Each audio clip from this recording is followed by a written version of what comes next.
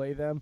And when we Yep. played the Chargers, they still had hope in their season. There's no hope for them left in their season right now. Plus, they had an offensive coordinator they just fired, and we had no idea how the new OC was going to run their Exactly. system, too. Right. There was no tape on what they were doing offensively anymore. So I'll tell you what about your new podcast. I want to get on when you guys and Ryan are on. That was a fun show. That was a really fun show. So, we so Mr. Molstad is unfortunately gone.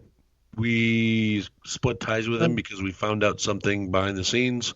So that was a admin decision Jay and I pulled because what was going on, but we're not going to get into specifics. But just yeah, he's moved on to different things. Okay, sorry about that. I didn't. Well, no, it's not our loss. It's his. No, but I didn't know about. That's all I got to say about it. Sorry. No, you're good. You're fine. But guess what? Since Ryan was with us on that, and now he's gone, I mean, I guess we're kind of looking for a possible Packers guest to come on and help talk this game. And, oh, don't you die on me, Parker. Possibly to fill in for really post-game shows. Oh, dude, I've been sick for the past month. SJ, I've been hacking up crap when I mute myself, and it's just, it's been bad. But I mean, that's the thing. We're looking for a Packers guest to come on regularly and talk about the preview and stuff like that, post-game stuff, and I mean, and yeah, now we're down to 2 or 3 shows. It might be, I mean, a little less appearances, but still, we are looking for someone. Jay and I have talked about that. Sure. I'd be down. You guys got anything else? We'll take a break, come back, close this thing out. I don't got anything. Well, Dave usually always has something, Parker, when I ask him that, and he's smiling because of that. Yeah. So the Vikings are playing for their playoff lives. They have not clinched yet. I'm going to add this. Packers have already clinched. Vikings have not clinched. Their final 2 games, if they lose out, they get out of the playoffs. They face Green Bay, and they face the one team they have not been able to beat is the Chicago Bears. For some reason, that defense rattles Kirk Cousins like no other, and he cannot do anything against that defense. We already saw the first matchup. Chase Daniel out-dueled Kirk Cousins in that game. I just don't see. I mean, Minnesota has a high chance of losing next weekend. I'm sorry. I know we've never won there in U.S. Bank, but Rodgers also, in the past 2 seasons, he got knocked out for the season there. He can't win the game if he's not playing. Brett Hundley had to finish it. Whatever. And then you have to go in last year. It's the year Mike McCarthy freaking gets fired, and we still have a chance at the playoffs, beating the Vikings, and we just don't have the overall talent. But look what Gutekunst has done with free agency in the draft this year. It's done wonders, and it's solidified this team as a family. So I just think that the Vikings have a real shot of missing the playoffs, guys. They face us, then Chicago. It's 2 teams that I think they've already beaten them twice together early in the year. Yeah. Everyone's pouring on all this confidence with the Vikings, and I don't really see it, to be honest. Even our own Vikings rep, JB, tells us the same thing, dude. He goes, yeah, Kirk Cousins is playing decent ball, but we haven't been able to beat a winning record team. Like he is one of the most Vikings straight shooters. He's rougher on them sometimes than we are. It's kind of funny. Dude, if you talk about a Vikings secondary being good, he will sit you down and take you to school on how they suck because they leave teams in games. He hates the Vikings secondary. He hates Xavier Rhodes. He is so over having the current defensive coordinator there now because of what has transpired against winning record teams this year. So we got a guy that's a real Minnesota straight shooter, and we're going to be having that preview show matchup with JB. I can't wait to see what JB's got to say because I don't have to listen to what anybody else has to say about the Vikings. I'll just let's listen to what JB has to say.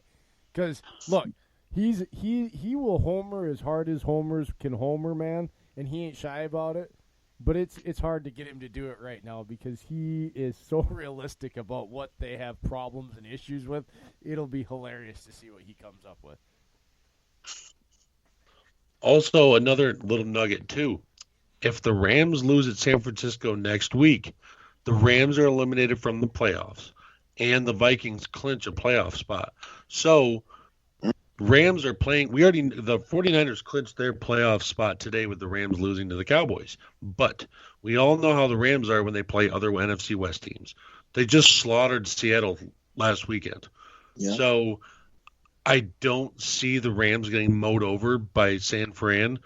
They've got a system that works. I mean, they've got receivers galore they can still use. They got Gurley that's healthy. If San Francisco's DBs are banged up, again, I'm just saying that might be.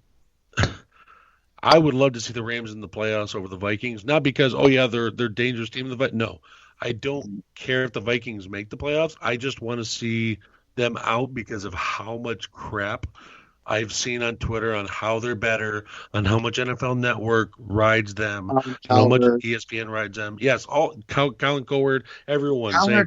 Cowherd, like 2 weeks ago after the Vikings played, I forget who they played, he was like, "Oh, right now, even with the way this game's going, the Vikings are better than the Packers. They're faster." Seattle when Seattle beat them. Whatever. It's like, we beat them once, we can beat them again. Just saying. And that's the thing. That's with Diggs. This team is more talented. That team's more talented. And I'm like, really? Yep. Mm-hmm. Our defense is stacked with talent, and they show it week in and week out.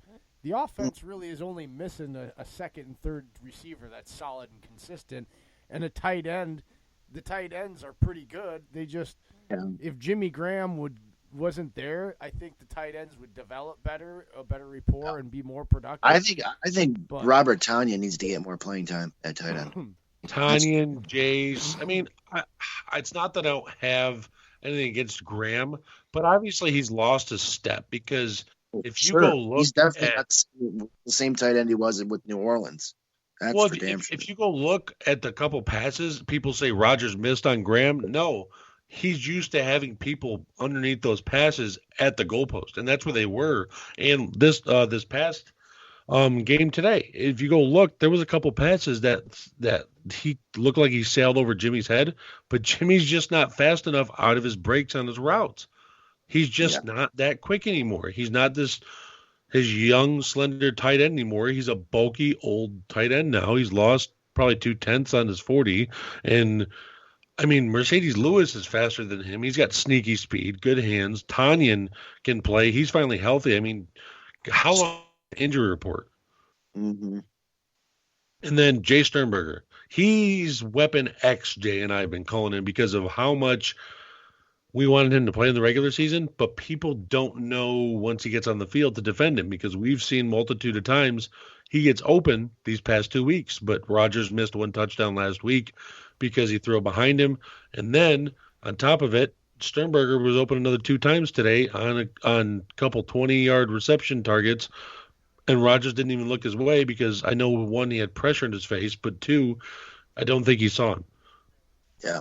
So we have tight ends there to make the plays. I was kind of shocked we didn't use the tight ends more today because the Bears have gotten torn up by tight ends these past couple weeks.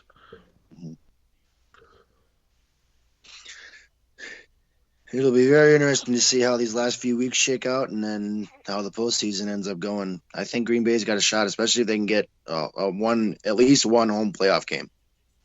Well, I do have another question for you, Parker. It's not about the current time, but it is about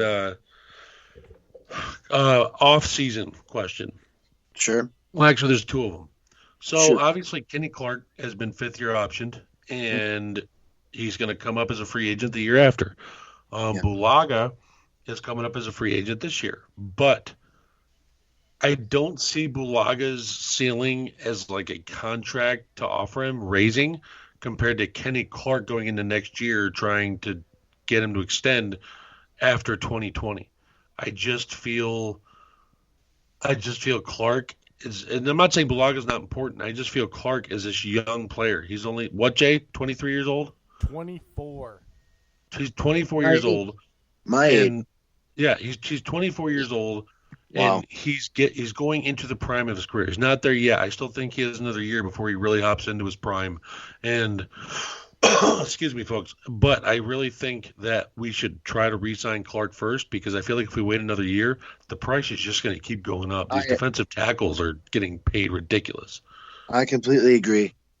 I'm going to go the Aaron Donald route. I'm not saying that Kenny Clark is at the level of Aaron Donald, but he is the Packers' Aaron Donald. I don't think they're going to get rid of him. I think if I were them, I would get rid of Bulaga, hypothetically. Well, not get rid of, but which one would you sign first? We want to keep both. I would decide. Bulaga is getting re-signed, and they're going to give him an $11.5 million a year contract, and he's earned it. He's played better than Bakhtiari, even the numbers. He's been the solid tackle there. He's only he just turned 30 years old. People think he's like 35 or 36. He just turned 30 in mid-season about 4 or 5 weeks ago. He plays through injury, and he's only making $8.5 million. They're going to give him a pay raise. He's going to make about $10.5 to $11 million a year. It's still going to be a good contract for a tackle for what they're paying. Lane Johnson's a right tackle and is getting paid at the top tackle, offensive tackle in the entire league. And he's right freaking tackle, and he's injured. So, and he's been on the juice several times. So, I mean, I would take Bulaga in his situation over Lane Johnson. So. Lane Taylor. Lane Johnson from the Eagles. Oh, I thought you meant like depth. I'm sorry.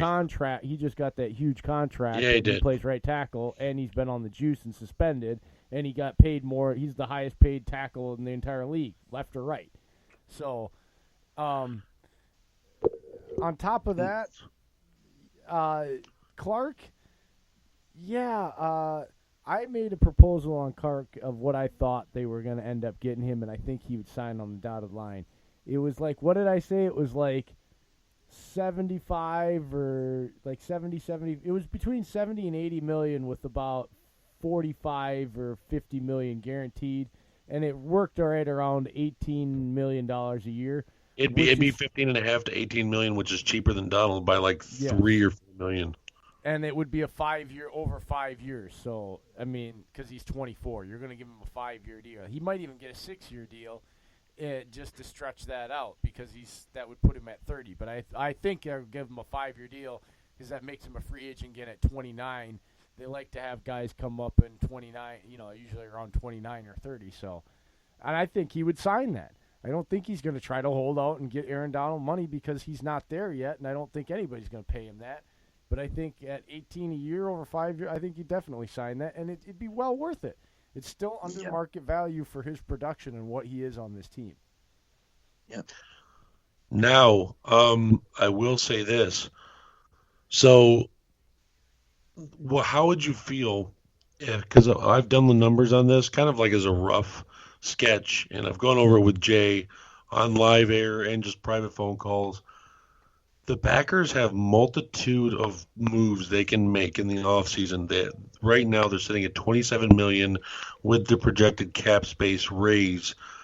$27 million right now. And going into 2020, obviously Lane Taylor looks expendable. You can save $3 million right there. Boom, you jump up to $30 million. Extending out Kenny Clark wipes away $7 million and then puts 18 back on the books. So $7 million added on to 37, bringing it back in with so let's say 18 million, 19 million right there. You can go in. Everyone says cut Jimmy Graham for his third year. I went and looked on overthecap.com, Parker. You could restructure him and keep him, because he obviously he's getting a lot better at the run blocking. He's getting better at pass blocking downfield too in the running game, and with running back like Jones, it's valuable. So even if you restructure him, you save another $5 million. So then it jumps you back up to $24 million. With that cap space of $24 million, would you trade for Odell Beckham Jr., being that he's only owed $14 million next year? Now, is he asking, do you know his asking price, or? No, we would trade for him, and that's what we would get him at, is $14.25 million. Okay. Well, I guess that would depend on whether or not we would have players on our roster currently